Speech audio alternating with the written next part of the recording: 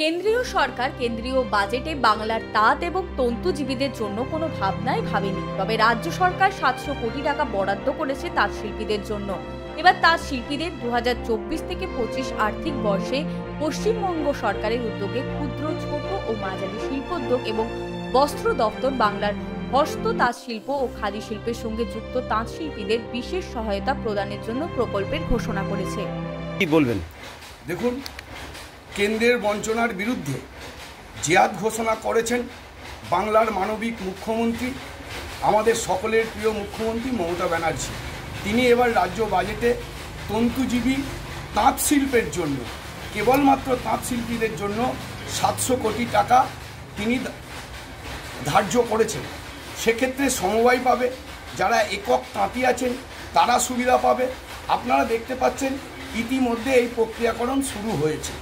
1 থেকে 10 লক্ষ টাকা পর্যন্ত বিভিন্ন কোঅপারেটিভকে দেয়া হচ্ছে এবং তাদের যে ঋণ ছিল করোনা কালে সেই ঋণও মুকুব করা। এই প্রকল্পগুলির জন্য এখন অনেকটাই খুশি বাংলা তথা নদিয়া শান্তিপুরের তাঁত শিল্পীরা। যদিও কেন্দ্রীয় সরকারকে তারা আবেদন রেখেছেন, রাজ্য যেমন মুখ তুলে চেয়েছে তেমন তাঁত শিল্পীদের জন্য, তেমন তারাও পাশে দাঁড়াক তাঁত শিল্পীদের। মাসখানেক আগে করা হয়েছিল একাধিক ক্যাম্প, যেখানে অংশগ্রহণ করা হয়েছিল তাঁতিদের কথোপকথন এবং তাদের চাওয়া পাওয়া। এই সমস্তটাই জমা দেওয়া হয়েছিল তৃণমূলের সর্বভারতীয় সাধারণ সম্পাদক অভিষেক বন্দ্যোপাধ্যায়ের কাছে। তারপরেই তাঁত শিল্পীকে বাঁচানোর জন্য চেষ্টায় মরিয়া হয়ে উঠেছে রাজ্য সরকার। এরপর বিধানসভার অধিবেশনের বাজেটে পেশ হওয়ার সময় প্রায় 700 কোটি টাকা বরাদ্দ করেন এই শিল্পীরা।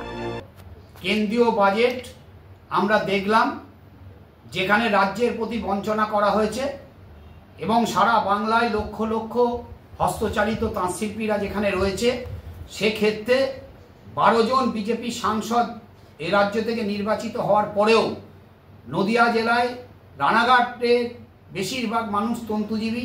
বিজেপি জয়লাভ করার পরেও, এখানকার সাংসদ নির্বাচিত হওয়ার পরেও আমরা দেখলাম কেন্দ্রীয় বাজেটে তাঁত শিল্পীদের জন্য কোনো রকম অর্থ বরাদ্দ করা হলো না। তার আমি তীব্র প্রতিবাদ জানাচ্ছি। তবে এখন দেখার, রাজ্য সরকারের এই উদ্যোগের পরে আবার ঘুরে দাঁড়াতে পারবে কি শান্তিপুরের ঐতিহ্য প্রসিদ্ধ তাঁত শিল্প। নদিয়া থেকে Madhab Debnath report, express news.